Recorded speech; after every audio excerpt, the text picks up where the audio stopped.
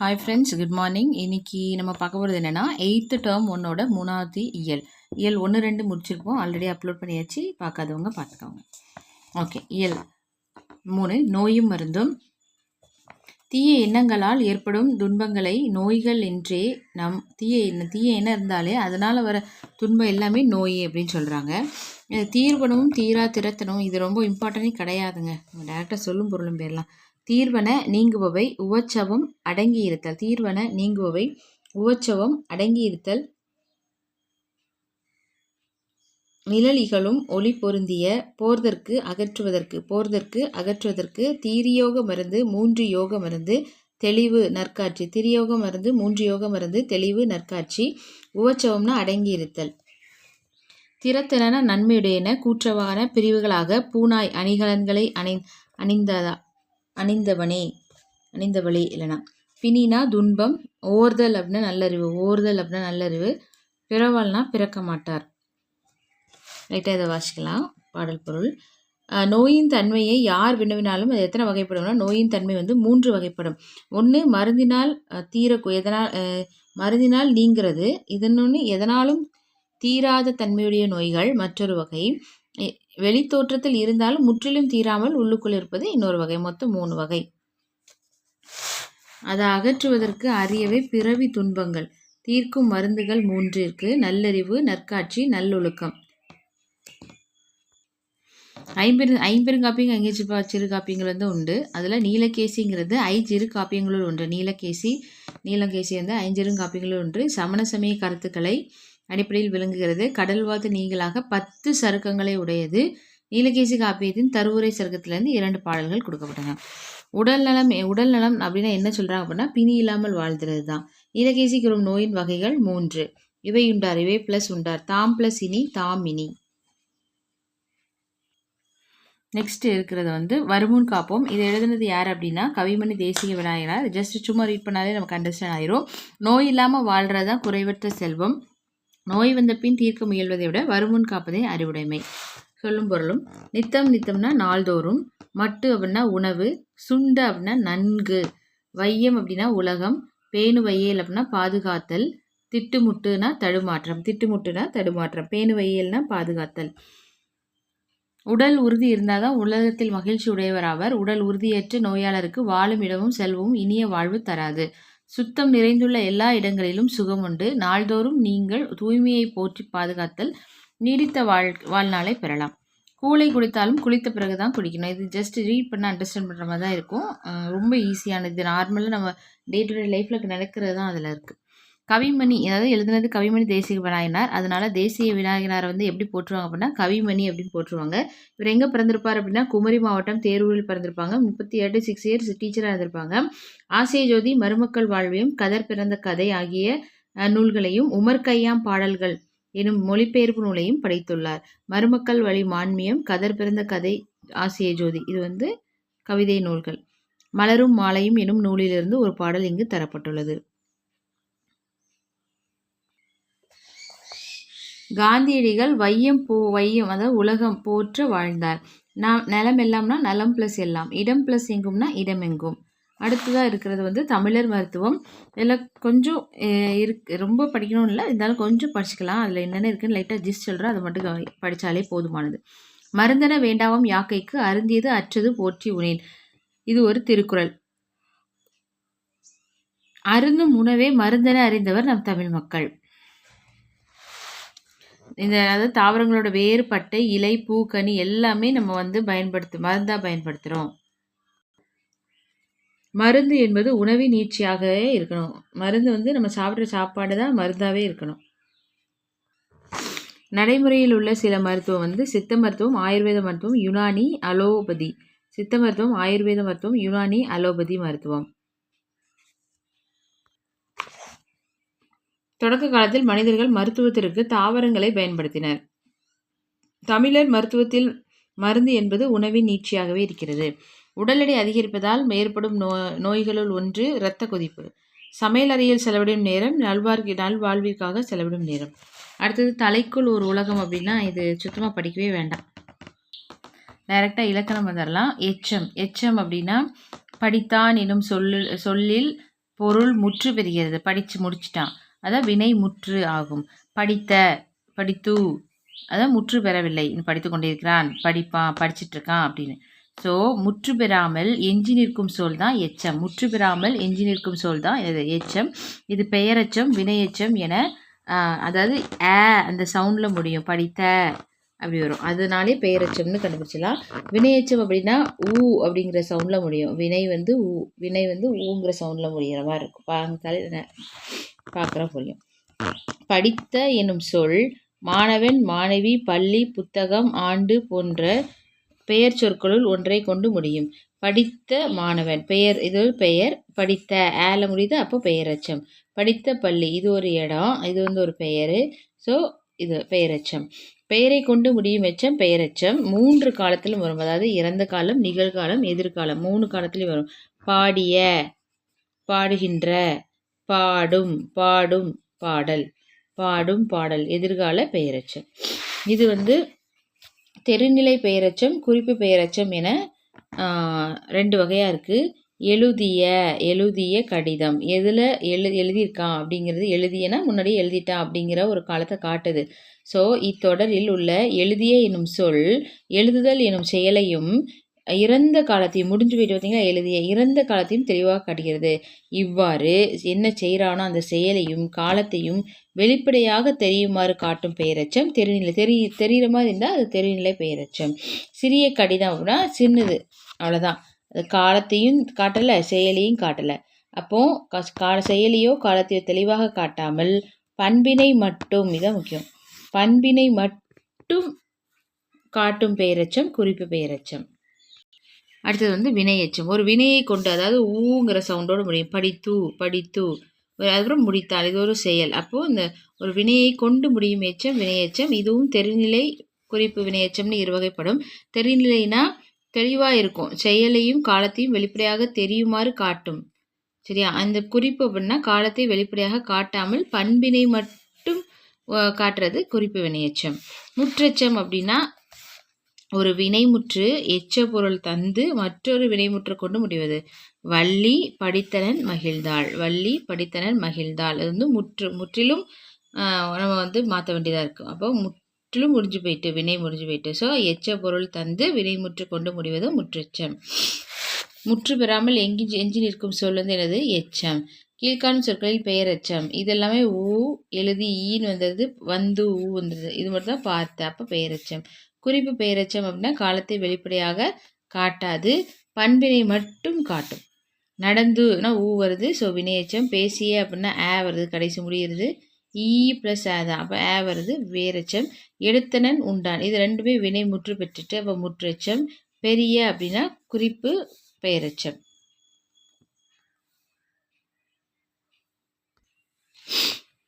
நாம் பேச்சிலும் எழுத்திலும் கருத்துக்களை எளிதாக விளக்குவதற்காக தொடர்களை பயன்படுத்துவோம். அது வந்து உவமை தொடர்கள். மடை திறந்த வெள்ளம் போல அப்படின்னா தடையின்றி மிகுதியாக, உள்ளங்கை நெல்லிக்கலை போலனா வெளிப்படைத்தன்மை. காக்கை உட்கார பனம்பழம் வந்தது, எதிர்பாராமல் விழுந்துச்சு. கிணறு வெட்ட பூதம் கிளந்தது போல, இப்படி ஒரு செயல் தற்செயலாக நடக்குது. பசுமரத்து ஆணி போல, எளிதில் மனதில் பதித்தல். விழலுக்கு இறைத்த நீர் போல, இது தேவையே இல்லாது பயனற்ற செயல். நெல்லிக்காய் முட்டையை கொட்டினார் போல, ஒற்றுமை. கொட்டிட்டா எதுவுமே என்ன செய்ய ஒற்றுமையாக இருக்காது. ஸோ அடுத்தது கலைச்சொல் பார்க்கலாம். டிசீஸ்னா நோய், ஹெர்ப்ஸ் அப்படின்னா மூலிகைகள், மில்லட்ஸ் அப்படின்னா சிறுதானியங்கள், ஆடிட்டர்னா பட்டய கணக்கர், சைடு எஃபெக்ட்னா பக்க விளைவு, ஆன்டிபயோட்டிக்னா நுண்ணுயிர் முறி, ஜீன் அப்படின்னா மரபி, அலர்ஜி அப்படின்னா ஒவ்வாமை. So thank you friends. இதோட 8th டேர்ம் 1 முடிஞ்சது. 8th டேர்ம் 2 அப்படி கண்டினியூஸாக பார்க்கலாம். ஓகே ஃப்ரெண்ட்ஸ், இப்போ 8th டேர்ம் 2ஓட இயல் 1 பார்க்க போகிறோம். கல்வி அழகே அழகு. இது யார் எழுதியிருப்பாங்க அப்படின்னா குமரகுருபர். இது வரும் சிலபஸில் கிடையாது, இருந்தாலும் ஜஸ்ட் ரீட் பண்ணிக்கலாம். கற்றோருக்கு கல்வி நலனை கலனால் மற்றோர் கனிகலன் வேண்டாவாம், முற்ற முழுமணிக்கும் பூனுக்கு பூன் வேண்டா யாரே, அழகுக்கு அழகு செய்வார். கலன்னா அணிகலன், முற்றனா ஒளிர. கலன்னா அணிகலன், முற்ற அப்படின்னா ஒளிர. கலன்னா அணிகலன், முற்றனா ஒளிர. ஒளிரும் அணிகளால் செய்யப்பட்ட அணிகலனுக்கு மேலும் அழகூட்ட வேறு அணிகலன்கள் தேவையில்லை. அதாவது அணிகலனுக்கு அழகூட்டதுக்கு வேறு அணிகலன் தேவையில்லை.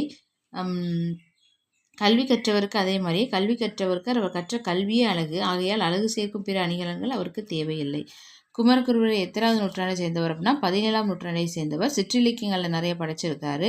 கந்தர் கலிவெண்பா, கைலை கலம்பகம், சகலகலா வள்ளி மாலை, மீனாட்சி அம்மை பிள்ளை தமிழ், முத்துக்குமாரசாமி பிள்ளை தமிழ் ஆகியவற்றில் சிலவாகும். மக்களின் வாழ்வுக்கு தேவையான நீதிகளை சுட்டுவதால் இந்நூல் நீதிநெறி விளக்கம் என பெயர் பெற்றது. நீதிநெறி விளக்கம் என பெயர் பெற்றது. 102 வெண்பாக்களை உடையது. இதோட 13வது பாடல் இங்கு தரப்பட்டுள்ளது. கற்றவருக்கு அழகு தருவது அணிகலன் கிடையாது, கல்வி. கலன் அல்லால்னா கலன் பிளஸ் அல்லால்.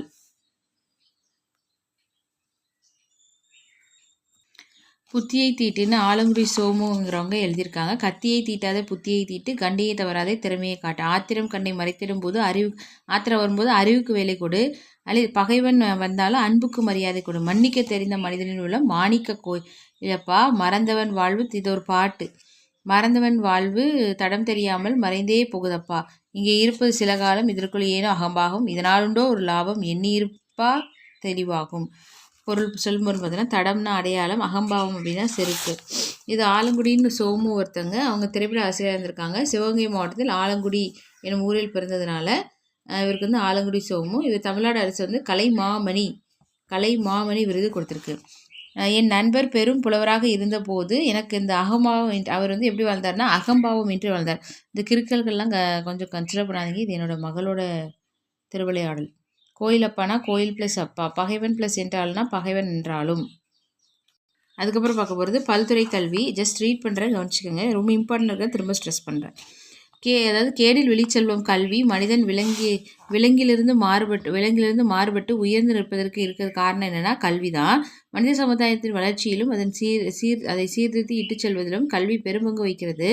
மனித ஆற்றலை மேம்படுத்தவும், பண்பாட்டினை காக்கவும், அறிவியலை வளர்க்கவும், நாட்டுப்பற்றை ஊற்றிடவும் சான்றோர் பலர் பெரிதும் முயன்றன. அவ்வகையில் திருவிக்காவின் கல்வி சீர்திருத்த சிந்தனைகளை அறிவோம். அறியாமையை நீக்கி அறிவை விளக்குவது கல்வி. இளமையில் கல் என்பது முதுமொழி. ஏட்டுக்கல்வி மட்டும் கல்வியாகாது. ஏட்டுக்கல்வியோடு தொழிற்கல்வி முதலியனவும் கல்வியோடு சேர்ந்ததுதான் சொல்கிறாங்க. அதுக்கப்புறம் கல்வி என்பது வருவாய் தேடும் வழிமுறை என்று நம்ம இப்போ அதுக்காக தான் வருவாய் எக்கனாமிக்கெல்லாம் நல்லா இருப்போம் தான் நம்ம படிக்கிறோம். பட் கல்வி என்பது வருவாய் தேடும் வழிமுறை கிடையாது. அது மெய்யன்பை தேடவும் அறநெறி பல பயிலவும் மனித ஆன்மாவுக்கு பயிற்சி அளிக்கும் ஒரு நெறிமுறையாகும். விஜயலட்சுமி பண்டிட் ஐநாவின் முதல் பெண் தலைவர். ஓகே, இங்கே வந்துடலாம். இயற்கை ஓவியம் வந்து 10 பாட்டு. இயற்கை ஓவியம் வந்து 10 பாட்டு. இயற்கை இன்பக்களம் அப்படிங்கிறது கலித்தொகை. இயற்கை இன்பக்களம் கலித்தொகை. இயற்கை வாழ்வில்லம் இன்பம் களி. வாழ்வு திருக்குறள். இன்ப வாழ்வு நிலையங்கள் வந்து சிலப்பதிகாரமும் மணிமேகலையும். இயற்கை தவம் சிந்தாமணி. இயற்கை பரிணாமம் கம்பராமாயணம். இயற்கை அன்பு பெரிய புராணம். இயற்கை இறையுள் தேவார திருவாசக திருவாய்மொழிகள். ஏடென்று கல்வி சிலர் எழுதும் பேசும் இயலென்று கல்வி பலர் கெட்டா தென்னும் வீடென்று கல்வி ஒரு தேர்வு தந்த விளைவென்று கல்வி அது வளர்ச்சியில். இது யார் அப்படின்னா எழுதிக்கிறது ஒழுங்காக தெரியல நினைக்கிறேன். இது குலோத்துங்கன். ஓவர் ஹைலைட்டர் போட்டு. அதுக்கப்புறம் திருவிக்கா பற்றின ஒரு நூல் குறிப்பு. இவர் வந்து திருவிக்கா அப்படின்னா திருவாரூர் விருத்தாச்சலம் மகன் கல்யாண சுந்தரனார். தொழிலன் நலன் என பல துறைகளில் ஈடுபாடு கொண்டவர். அதுக்கப்புறம் மனித வாழ்க்கையும் காந்தியடிகளும், பெண்ணின் பெருமை, தமிழ்ச்சோலை, பெதுமை வேட்டல், முருகனது அழகு என பல நூல்களை எழுதியுள்ளார். புக் பேக் பார்த்துடலாம். அறியாமையை நீக்கி அறிவை விளக்குவது கல்வி. கல்வி பயிற்சிக்குரிய பருவம் இளமை. இன்றைய கல்வி டேஷ் நுழைவதற்கு கருவியாக விழுவது தொழிலில் நுழைவதற்கு. கலப்பில் வளர்ச்சி உண்பது இயற்கை நுட்பம். புற உலக வாழ்விற்கு ஆராய்ச்சிக்கு அறிவியல் கொழுவம்பு போன்றது. வாழ்வுக்குரிய இன்பத்துறையில் தலையாயது காவிய இன்பம் ஆகும். இயற்கை ஓவியம் வந்து 10 பாட்டு. தவம் சிந்தாமணி. இயற்கை பரிணாமம் கம்பராமாயணம். இயற்கை அன்பு பெரிய புராணம். பரிணாமம் கம்பராமாயணம். அடுத்தது ஆன்ற குடிப்பிறத்தல் ஒரு ஸ்டோரி. இது படிக்க வேண்டாம். அடுத்ததான் நம்ம பார்க்க போகிறது என்ன, இயல் 1 இலக்கணம். அது வேற்றுமை அப்படின்னா இங்கே பார்க்கலாம். இங்கேருந்து பார்க்கலாம். ஓகே, பெயர் சொல்லின் பொருளை வேறுபடுத்தும் முறை தான் வேற்றுமை.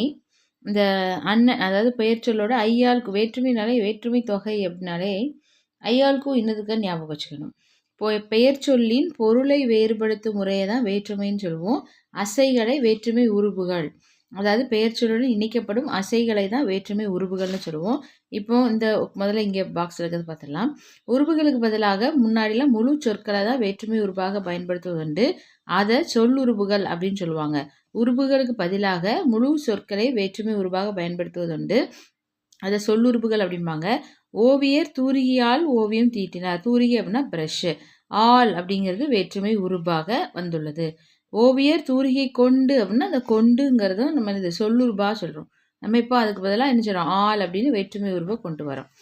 வேற்றுமையோட வகைகள் அப்படின்னு பார்த்தோம்னா வகைகள் வந்து 8 வகைப்படும். முதலாம் எல்லா வேற்றுமை போட்டு முதல் 2 3 4 5 6 7 8 8ஆம் வேற்றுமை வரைக்கும் வரும். அதில் ஃபஸ்ட்டுக்கும் லாஸ்ட்டுக்கும் வந்து வேற்றுமை உருவுகளே கிடையாது. ஐயாளுக்கும் இன்னதுக்கண் வந்து 2லேருந்து கணக்கு பண்ணுவோம். 2 3 4 5 6. ஏழாவது ஏழாம் முதல் வேற்றுமைக்கும் 8ஆம் வேற்றுமைக்கும் உருபுகள் இல்லை. 2ஆம் வேற்றுமை முதல் 7ஆம் வேற்றுமை வரை 6 வேற்றுமை உருபுகளும் உண்டு. இப்போ முதல் வேற்றுமை அப்படின்னா நமக்கு வந்து என்ன கிடையாது, உருபு கிடையாது. ஸோ அதை என்னது எழுவாய் வேற்றுமை அப்படின்னு சொல்லுவோம். அதாவது இப்போ ஃபஸ்ட்டு ஒரு எழுத்து அப்படின்னா எழுவாய் செய்யப்படும் ஒரு சென்டென்ஸ் அப்படின்னா அதில் ஒரு எழுவாய் இருக்கணும், ஒரு செய்யப்படும் பொருள் இருக்கணும், பயனிலை இருக்கணும். எழுவாயுடன் வேற்றுமை உருவுகள் எதுவுமே இணையாமல் வர்றதுதான். பாவை வந்தாள், அவ்வளோதான். பாவை வந்தாள். 2ஆம் வேற்றுமை வந்து ஐ அப்படிங்கிற உருவு வேற்றுமை உருவு இருக்கும். கபிலரை, கபிலர், பரணரை, கபிலரை அப்படின்னு இருக்கும். ஸோ 2ஆம் வேற்றுமை உருவு என்னன்னு சொல்கிறோம்னா ஐ.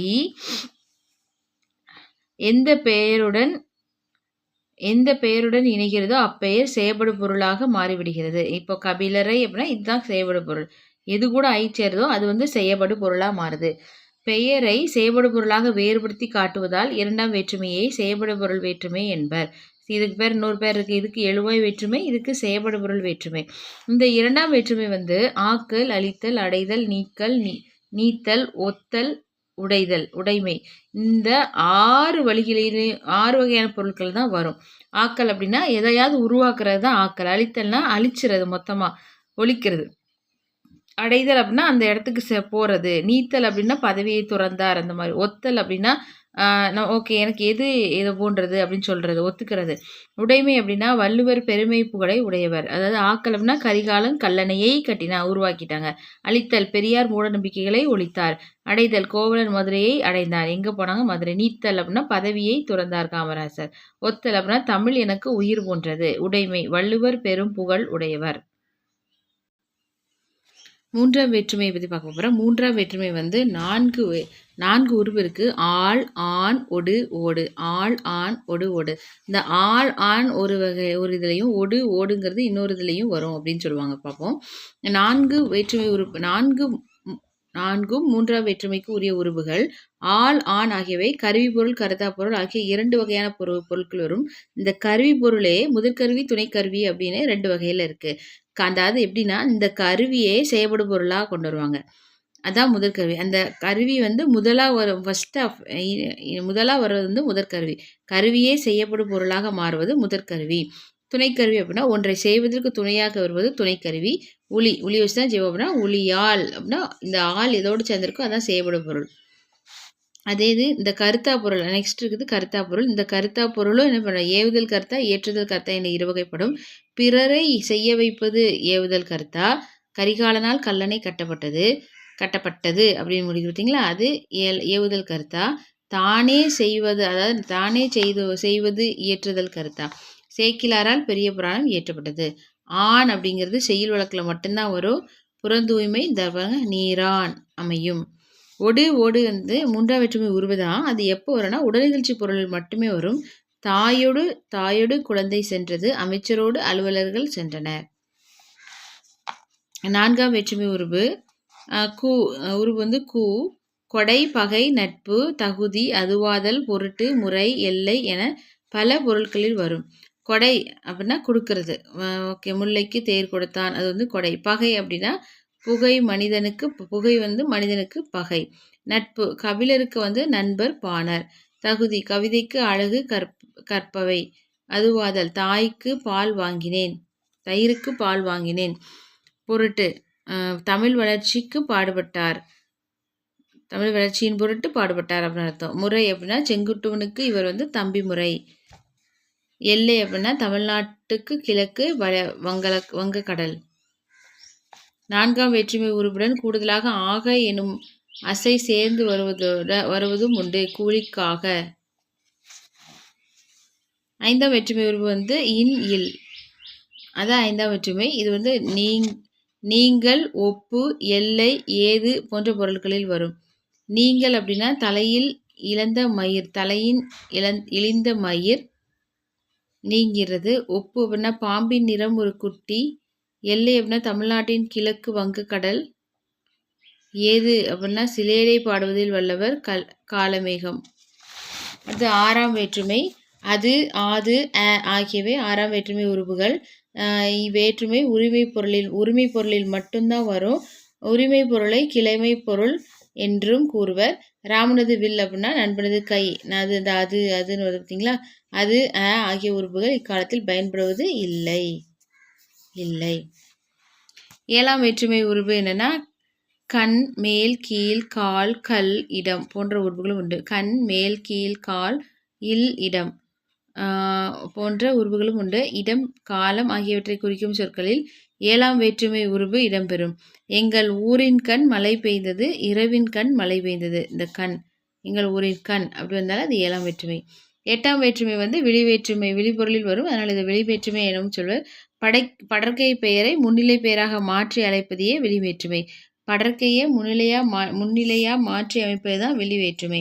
பெயர்கள் திரிந்து வழங்குவதும் உண்டு. அண்ணன் என்பதை அண்ணா என்றும், புலவரே என்றும் மாற்றி வழங்குவதும் எட்டாம் வேற்றுமை. ஐந்தாம் வேற்றுமையில் இருக்கிற இல் அப்படிங்கிறது ஏழாம் வேற்றுமையிலும் உண்டு. இல்லுங்கிறது 5க்கும் உண்டு. இல் 5க்கும் உண்டு, 7க்கும் உண்டு. நீங்கள் பொருளில் வந்தால் ஐந்தாம் நீங்கள் பொருளில் வந்தால் நீக்கிற மாதிரி வந்துச்சு அப்படின்னா அது ஐந்தாம் வேற்றுமை என்றும், இடப்பொருளில் வந்தால் ஏழாம் வேற்றுமை. இடப்பொருளில் வரும்போது தான் அது இந்த ஏழாம் வேற்றுமை. இது சிம்பிளஸ்ட் ஃபார்மாக பாக்ஸில் நம்ம பார்த்ததே தான் நினச்சிருக்காங்க, கொடுத்துருக்காங்க. வேற்றுமை எத்தனை 8 வேற்றுமை இருக்குது. உருவு அது எல்லாத்துக்கும் உருவு இருக்குது. ஃபஸ்ட்டுக்கும் லாஸ்ட்டுக்கு மட்டும் உருவு கிடையாது. சொல்லுருவுகள் கொடுத்துருக்காங்க. அதில் ஏழாம் வேற்றுமைக்கு சொல்லுருவு கிடையாது. பொருள் கொடுத்துருக்குறாங்க அதுக்கு. சரியான விடை. பெயர் சொல்லின் பொருளை வேறுபடுத்துவது வேற்றுமை. எட்டாம் வேற்றுமையை வெளிவேற்றுமை என்பவர். உடல் நிகழ்ச்சி பொருளில் எது மட்டும்தான் வரும்? மூன்றாம் வேற்றுமை தான் வரும். அதுவே எது? மூன்றாம் வேற்றுமையில் கருவி கருத்தான் இருக்கு. கருவி முதற்கருவி துணைக்கருவி, கருத்தான ஏவுதல் கருத்தா ஏற்றுதல் கருத்தா. அதுக்கப்புறம் ஓடு அப்படிங்கிறது உடல் நிகழ்ச்சி பொருளில் மட்டுமே வரும். அறத்தான் வருவதே இன்பம். இத்தொடரில் டேஷ் வேற்றுமை பயின்று வந்துள்ளது. மூன்றாம் வேற்றுமை.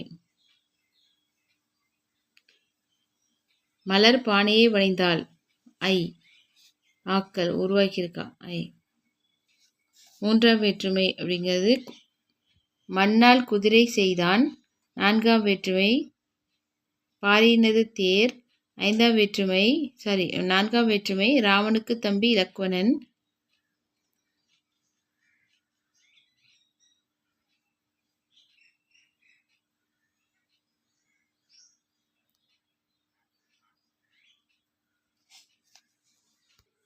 கலைச்சொல் பார்த்துடலாம். பஞ்சுவேஷன்னா நிறுத்தற்குறி, ஆர்னமெண்ட்னா அணிகலன், டேலண்ட்னா திறமை, டிரான்ஸ்லேஷன்னா மொழிபெயர்ப்பு, அவேர்னஸ் அப்படின்னா விழிப்புணர்வு, ரீஃபார்ம் அப்படின்னா சீர்திருத்தம்.